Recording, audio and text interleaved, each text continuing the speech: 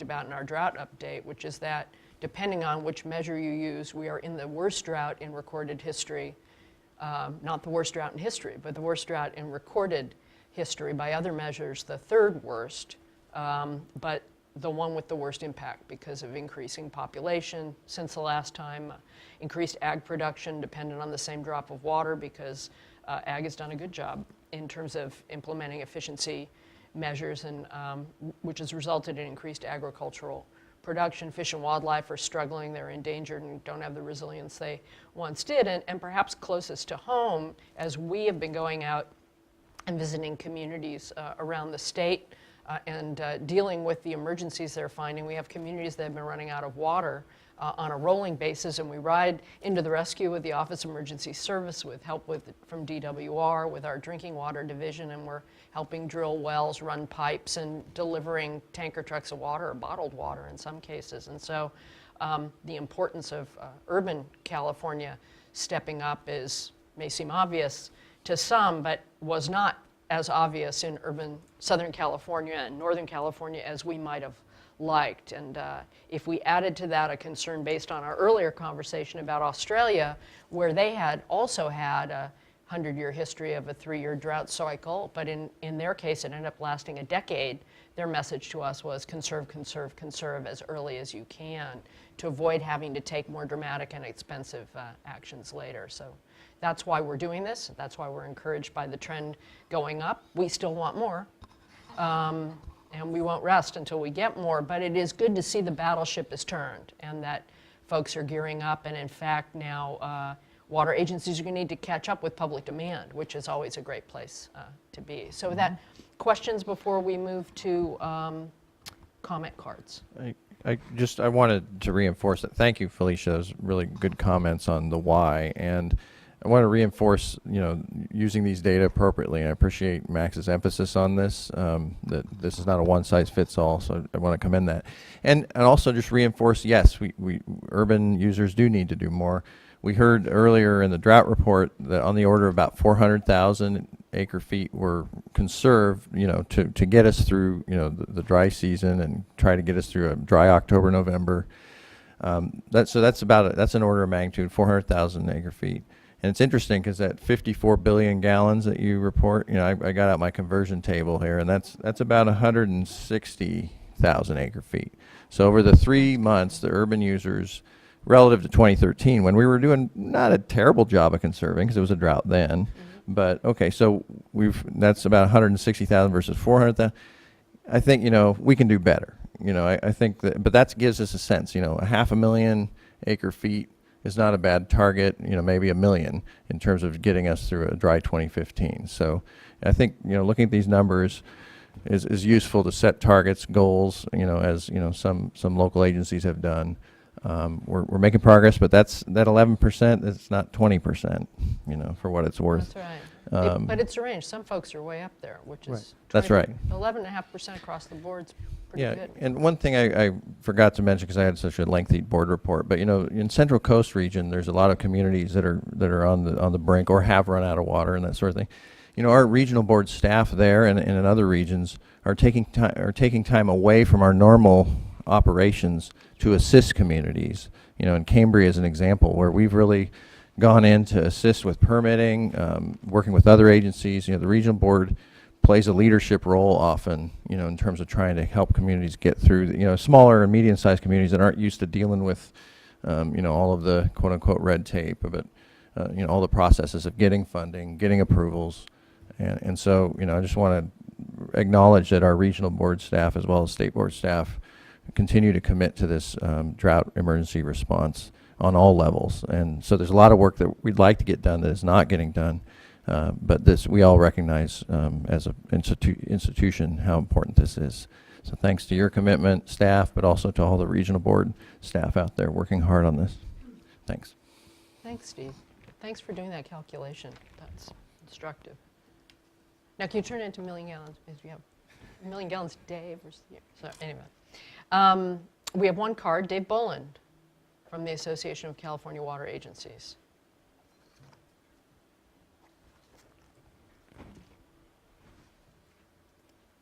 Chairperson Marcus, Dave Boland, and colleagues, board members, David Boland, Association of California Water Agencies. I just wanted to underscore a couple of points that were made by staff. We appreciate the hard work that the staff has put into implementing this regulation. On the other side, on the water manager's side, we put a lot of hard work in at a lot of different agencies. We're encouraged by seeing the numbers are starting to reflect that level of hard work. Again, we're faced with both a sprint and a marathon at the same time here. That's right. And the effort that we're putting in is on a lot of different levels. It was great to see the way the context set up here in the two reports, in that we have the drought as sort of the context for this situation of water management at a state scale, and then the specific drill down on water conservation and the effect of these measures, and then trying to measure the effect and look at that through time. Underscoring a couple things about the GPCD, which is the next new challenge here. Again, some complex calculations. We appreciate the understanding that staff has shown, both the Department of Water Resources staff and the State Water Board staff, in how we convey the information about Right. calculating the GPCD, the gallons per capita per day, and the fact that that ought to be easy. You know, we in our minds, we think, okay, you take a person, you take the water use, and you do some math, and you get a number. It ought to be comparable. For all the reasons shown on the staff's slide, there are a lot of nuances as we look at it by agency and by their practices, and of course, even the metering situation. We look at universities, for instance, that are classified as commercial or industrial in some cases, that yet have significant residential on-site use of water, and pulling that out when we don't have the meters in place is difficult. We've got a lot of seasonal fluctuations in use of water. You know, some communities that have big changes daily, even in the amount of residential impact, and of course, the commercial and industrial sectors and their effect on water use as well. So we appreciate the nuancing here. We do think that this will be a valuable tool in terms of benchmarking individual water agency supplier values, or I guess performance on a month-to-month basis. And through time, we think we can use that as a valuable tool. And as Chairperson Marcus pointed out, for instance, setting goals internal to those agencies, and, you know, trying to ratchet down on the GPCD factor within that agency, that's a valid use of that tool. And so we're going to encourage that kind of use in sort of the reporting of the content here once we work with the staff to see what we get the first month. The other big challenge we've got, of course, is conveying how this gets done to the water agencies, equipping them and helping them to become compliant and consistently compliant. And we're, again, working with staff on that. Good. And communicating this idea that mandatory means mandatory. And we're even struggling with that again internally. We have our own map which shows efforts that water agencies are making, and they get to identify whether they are in mandatory or voluntary mode. We still have a lot of yellow dots, and we've actually done a lot of individual contacts with our member agencies and said, you know, look, given that you're implementing, given that you've got a resolution to implement the water board's, prohibitions, that's mandatory. That's not voluntary. And, you know, we think we can help you change the color of your dot here. And so we're doing that. Can you help my grandson understand that brushing his teeth at night is mandatory Mandatory, and not voluntary? not voluntary. Yeah. I mean, it's a struggle. There's an You have to interpretive, get tricky, really. interpretive constructs, you know, and yes, you do have to get somewhat tricky about it. That's true. And assertive, and keep repeating the message, which I think we're seeing some results from that. So, and then shifting gears to the communication with the public, the Save Our Water program. We've got a lot of work going on the website itself to retool it, to refocus it on the seasonal aspects here, that just because we're in the fall and your water demand is going down doesn't mean you get to stop conserving water. Just because we get some rains here or there doesn't mean the drought's over. You know, and that's a big communications outreach that we're going to be focusing on for the public. As well as controllers, not irrigating during rain spells, you know, just a bunch of basic, hand-holding to some extent that we're going to have available on the Save Our Water site. And we're appreciative of the water agencies and other suppliers that are using that site to communicate a very consistent message statewide. And again, Department of Water Resources and the Association of California Water Agencies are working together to make sure we have a very strong and consistent message in the Save Our Water program. I just want to thank you Yes. and DWR for that program. It's really an impressive site. It's terrific. Yeah, SaveOurWater.com. And it's great that it's so nimble. You know, it's a great tool. It's Save Our Water. Yes, we've got SaveOurH2O.org, Right. and then we've got SaveOurWater.com. And that's another effort that we're doing, is to try to unite those sites so that everybody's steered to the same content there. So, so we're also in that context, we're trying to highlight partner programs and success stories. And again, we appreciate the staff identifying those places in the state where agencies have gone way above and beyond, and they're seeing huge results. And we're trying to showcase, you know, what it is that is behind some of those successes, and then trying to shop it around to the other members of the water community and to the public as a whole, so they can see some results from this effort. So those are my comments, and I'd be happy to answer any questions. Dave, have you updated that excellent compendium of what all the water agencies are doing on your website? So if people want to Yes. look at a given city and what kinds of things they're enacting, that's updated?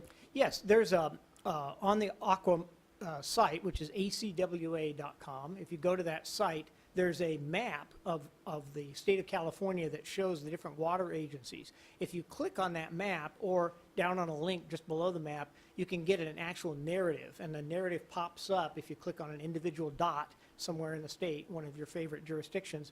You click on that dot and it tells what they're doing specifically.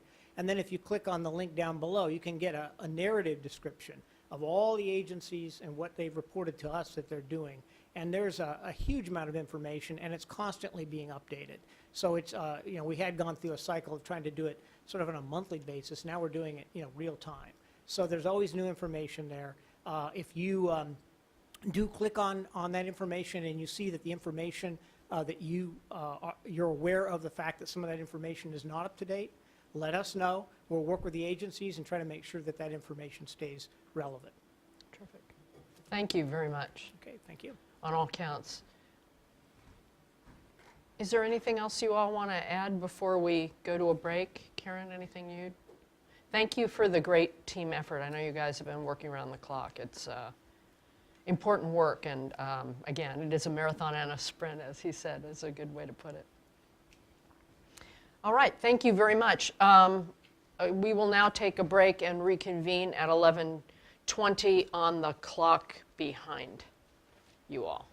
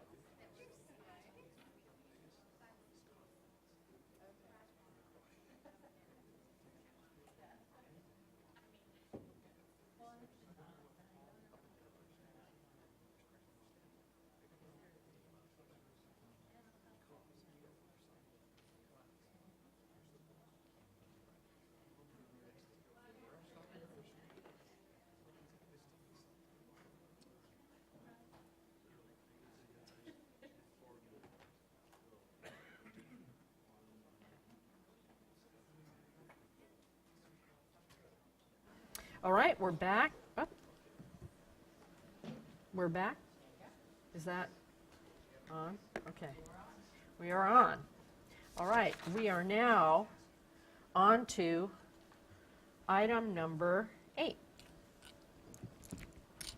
Hello. Good morning. I'm Tim Regan with the Office of Chief Counsel. I have Phil Wiles, our Assistant Chief Counsel, here as well.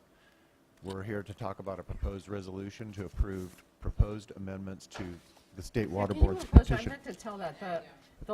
The drought panel in particular, they were all speaking quietly and far away, and I almost, Is that better? yeah. Okay, thank you. We're here today because CASA submitted a request to the State Board to improve its petition regulation process. And we'll find out in a few minutes if they regret that request. We submitted our proposed amendments earlier in the year and received 12 comment letters and 2 requests for a hearing, and that's why we're here today, for a hearing. Most of the comments supported the general approach that we have, and in the main objection was that people wanted less time. And but before I go into that, I'll explain basically what the problem is that we're trying to address. Good.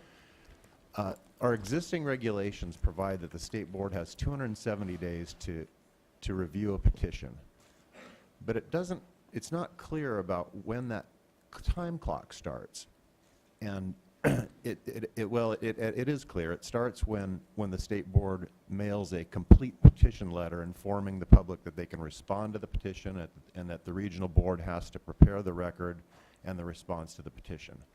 But for that latter process, the responding to the petition and preparing the record, there's nothing in our regulations that describes how much time we have to send out that notification letter starting that process. So what happens is that over time, as we've taken on other priorities, petitions have piled up, and we've got somewhat of a backlog now.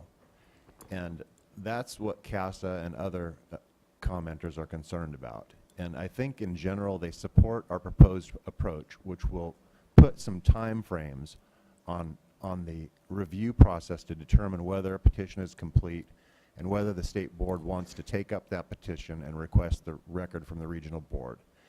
And the key element is that we've got a 90-day time frame in the proposed regulations, whereby if the State Board doesn't request the record from the regional board and notify the petitioner that the petition is complete, if we don't send out a notification letter within 90 days, the petition will be deemed dismissed by operation of law.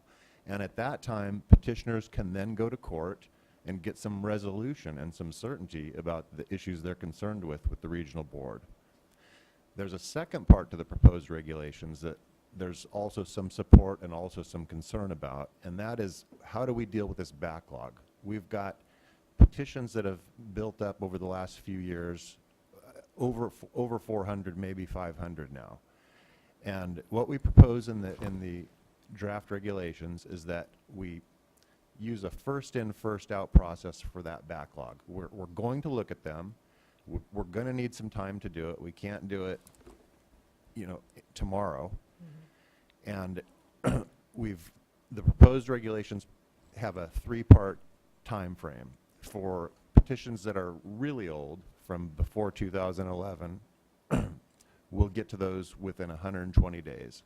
For those that are a little bit newer, that we received in 2011 and 2012, we'll review those within 240 days. And for petitions we received in 2013 and in this year, we'll allow ourselves a year to review those. And if we don't take any action within that 120-day, 240-day, or 1-year period, those will be deemed dismissed by operation of law. The main comments we got was that we received were that all of those time frames are too long. The 90-day period for new petitions, people felt that was too long and suggested 60 days or some other shorter period. We think if we're going to give a fair evaluation to a petition, we really need a reasonable amount of time to look at it so we don't make a hasty decision. So we think 90 days really is appropriate. And for the backlog, given the number of petitions that we have, the suggestions to cut those timeframes in half, we think really won't work. Yeah, sorry. So do you have a team set up to be able to, how are you going to handle the backlog? Phil Wiles, Assistant Chief Counsel, and this is one of my responsibilities. So our Oh, you're plan, just going to do them all. That's good. that's how some of them work, yes. No, the plan going forward, if the board does adopt the regulations, is for the petitions as they come in, they will be essentially immediately assigned to an attorney who will look at the petition, determine first whether there's any need to ask for technical review as well, typically from the Division of Water Quality. Make an initial review and make a recommendation to the executive director about whether or not to take up the petition. And when I say take up the petition, what I really mean is issue the letter that requires the regional board to prepare the administrative record and a response, and also notifies any other interested person that they have 30 days to file a response. So we'll have we have to, under the way we've proposed the regs, giving ourselves 90 days, we will have to reprioritize some of the work and actually have somebody look at that petition very, very promptly in order to make the recommendation, so that we can make an informed decision about whether or not to take up the petition and not just let it be dismissed by operation of time by default. And For remind me the- of what are you looking at when you're looking at a petition? That's a good question. These days, we're really looking primarily at whether there's a significant statewide issue. We are not looking at whether a regional board might have done things differently if the state board were doing it in place of the regional board. We're not really even trying to correct every minor error. This board has limited resources, and so the direction we've been working from is that the board has to prioritize, and that with respect to the petition workload, the number one priority is significant issues from a statewide perspective. There are other things that we prioritize on as well. They're a little bit less tangible, if you will. Certainly something that is a significant project, a significant project that doesn't affect an entire state, but is locally significant, would be something that the board could well decide to take up and issue an order on. I think maybe a decent example of that is the board's Tesoro order from just last board meeting. That did not have statewide significance, but it was significant for that area. An example of something that's statewide significance would be, for example, the Los Angeles municipal stormwater permits. We're looking at those in the context of municipal stormwater regulations statewide. Irrigated ag orders that the state board has taken up, again, looking at things that are truly significant statewide. And then there are other sort of maybe not so significant from a statewide perspective, but issues that recur regularly enough where it's useful to pick a petition in order to give direction to the regional boards, or to try to settle a matter once and for all if it's something that comes up regularly. So we're looking for an opportunity to set precedent in that sense. And then there are others. Frankly, some things are, we have outside stakeholders who care deeply about some things, and that may be enough to sway the decision to take up a matter. Our stakeholders are important to us, and so even if it wouldn't be something that necessarily we would recommend on our own, if it's something that we know that there's a significant population out there that does care about it, that would be something in favor of taking it up. So we kind of try to balance all those things, and lately, I would say, we are taking up quite a smaller percentage of petitions than we did historically, and as Tim alluded to, for that, the reason for that is the board is using its priorities or using its resources in other areas to a large extent. Well, it's also an area where we should be watching to see if we should be asking for more staff, too. So where that follow-on conversation about where that cutoff is and how we really feel about it would be worth doing. We can do that informally afterwards. Sure. And I should also, No? I have it upside down.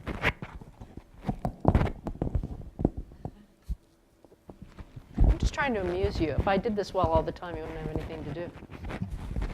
Is that better? much Thank better. And if I can mention our plans for addressing the backlog. These are the petitions that have already been received and that we've phased in the approach for applying the regulations, the time frame in the regulations for those. That is starting the 90-day clock on a 120-day or a 240-day or a 1-year period, depending on when the petitions were received. For those, we're going to not just look at them in the order they were received. We are essentially triaging and prioritizing the order in which we look at those. I will talk a little bit later about a recent comment we were going to hear about stays. Stays, if a petition has a stay request, that is something that gets our attention, and we will use that as one basis for prioritizing our review. There are another number of other factors that we look at. I can say, for example, that all things being equal, we tend not to prioritize administrative civil liability petitions because the discharger is not under any obligation to pay while the petition is pending. I mean, that's all going to change once the new regulations would go in terms of we will only have 90 days, so there won't be a heck of a lot of opportunity to prioritize. But at least for the pending petitions, that's one thing that sort of suggests that it's not one that we need to jump to quickly because nobody's under any immediate obligation. Right, and in some of these cases, people aren't dying for the board to review it, but they want to exhaust their administrative remedies and get to court, right? Yeah, Or no, no? that's a good point. So being able to say no faster is of advantage to them versus being in limbo. That's right. We have definitely heard from some of the folks who regularly file petitions that they don't expect the state board will take that up. They just want to get to court, and so you're absolutely right. And I should mention one other thing, which is that a lot of times people file petitions that they ask to be held in abeyance. Oh, interesting. And in those cases, they need to exhaust their administrative remedies, so they have to file their petition within 30 days under the statute. But there's a reason typically where they believe they're going to be able to work things out. And those petitions that are in abeyance, that they will stay in abeyance. These proposed regulations would not affect that. So I believe the number of petitions that Tim gave includes petitions for abeyance in terms of the 400 or 500. We have closer to 200 that are out of abeyance in terms of the backlog. How will this affect, I'll just use the MS4 in LA as an example. We will be having a hearing on that in December. There are, in Region 9, San Diego, a number of petitions that have come in on the MS4 there, which is behind LA. And I'm assuming that when Region 8 and when Region 2 do their MS4s, there will be petitions there. So how do you see one handling of the, how do you see handling the petitions in LA affecting or informing region activities in Region 9, Region 8, Region 2, and all the other regions as they come along? Yeah, that's a good question. I think I'll start by mentioning that the whole idea of when the board issues an order, that it's guidance and precedent for the regional boards, that actually works in practice. I think a good example is when this board issued its order for the Central Coast irrigated agricultural waiver without any further action by the state board. The Central Valley Regional Board amended some of its existing ag orders to follow that guidance and precedents that the state board had issued. But I think what we see sometimes is when multiple regions are taking related actions, we have historically picked one to take up and use that one petition or set of petitions challenging a single regional board action to provide guidance to all of the regions for that type of action. And that's much more efficient, of course, than taking up each one of those petitions and picking one or two issues to give guidance on for each of those petitions. What will happen, I think, under the proposed regs, and this is a negative, is that we will not be able to essentially hold other petitions from other regions that deal with the same kind of issue indefinitely while we get to the petition that we've decided to take up. Now, that's a negative in terms of our ability to try to, slow things down and provide clear guidance that all of the regions can apply. It's perhaps a positive in the from others' perspectives in the sense that we can't hold their petitions and give, kind of general statewide guidance. I'm hopeful that in many of those cases where the decision is to take up one petition and not the rest on a related matter, that even though those petitions would be dismissed within that 90 days, going forward anyway, that we would be able to, or the regional boards would be able to work out a tolling agreement, or at least slow down the pace of the litigation if its litigation's filed while the state board works on the statewide order. And if I can just supplement what Mr. Wiles just said, I actually anticipate, and I think the Los Angeles permits, and we should be very clear that we're not going to be talking about the merits of any of the petitions as commenters come up and so forth today, but the Los Angeles petition, stormwater petitions, would be a good example of the process as you started to describe it, but also the board telegraphed very clearly on during a workshop a while back that it was intended to address a number of issues that would become precedential. So often we recognize and convey publicly how we intend to sequence some of these. And one of the vehicles that Mr. Wiles referenced earlier, the abeyance process, it could come into play quite nicely here, where we essentially, hopefully, the regional board can work with the dischargers, work with the NGOs, and work with state board staff to say, hey, look, there is another petition before yours that will address many of the same issues. You can consider putting your petition into abeyance, which is basically a placeholder. It's the administrative equivalent of the tolling agreement that Mr. Wiles was describing, so that the state board can resolve that issue, and that may affect the outcome of your petition, and you would benefit from that decision. So that clarity, if you will.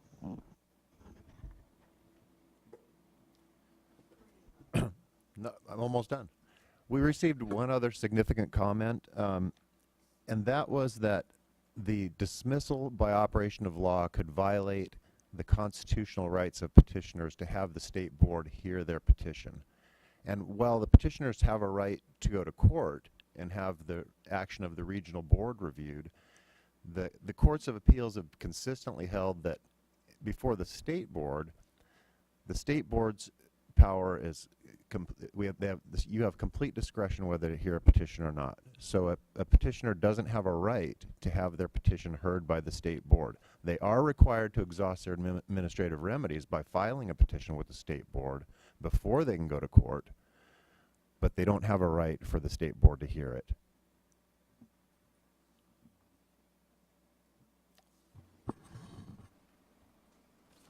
And I think we had a number of speakers. We do. So. And before we get to that, if I can, we got a heads up this morning that there was one other set of speakers who didn't file written comments, but they're planning on addressing the board today. And I just wanted to touch on that very briefly. We had a brief discussion. I appreciate that we got a heads up about this. And I want to first mention that if the board is inclined to consider changes along the lines of what's proposed, that would require renoticing under the Administrative Procedures Act. We'd have to